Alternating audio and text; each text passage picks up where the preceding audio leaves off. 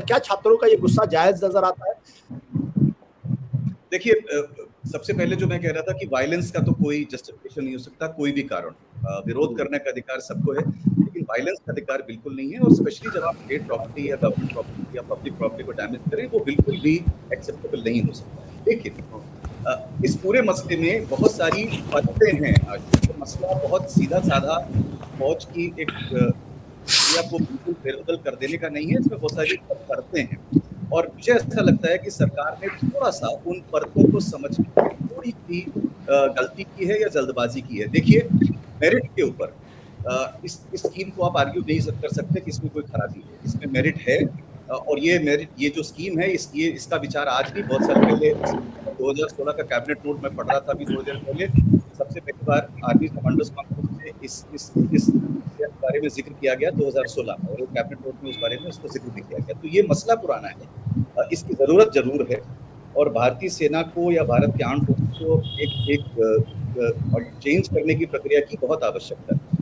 समस्या ये है कि सरकार ने 3 जगहों पे मेरे हिसाब से गलती की है। पहली बात, एक मिस्टेक जो कम्युनिकेशन में ये हुई कि शुरुआत में जिस दिन स्कीम का अनाउंसमेंट हुआ, इसको एक एम्प्लॉयमेंट के ज़रिए के तौर पे पेश करने की कोशिश की गई, जो एक बहुत बड़ी मिस्टेक है। फौज की भर्ती केवल एम्प्लॉयमेंट का मसला नहीं होती है। भारत की फौज एम्प्लॉयमेंट जनरेशन स्कीम ना है, ना होनी चाहिए, ना कभी हो सकती है।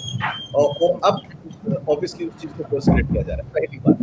दूसरी बात, जो एक बारीकी और एक परत जो मैं बोलता हूँ हिंदुस्तान की, जो सरकार नहीं समझी, वो ये देखिए, टाइमिंग की बहुत बड़ी समस्या रही है। 2 साल से पैंडेमिक की वजह से रिक्रूटमेंट आर्म्ड फोर्सेस में बहुत कम हुआ है, ना के बराबर हुआ है, बल्कि नहीं हुआ है।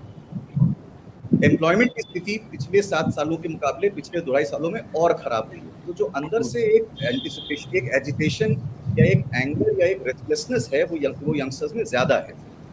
इस रेस्टलेसनेस के बीच में जो यंगस्टर्स तैयारी कर रहे थे, या ये जो तैयार करते थे कि इस साल जब कैंप्स खुलेंगे हम जाएंगे, ऐसा अनाउंसमेंट आता है, ये कहा जाता है कि पक्की नौकरी की जगह हमको एक टेम्परेरी नौकरी करने का ही मौका मिलेगा, तो रोष आएगा सामने।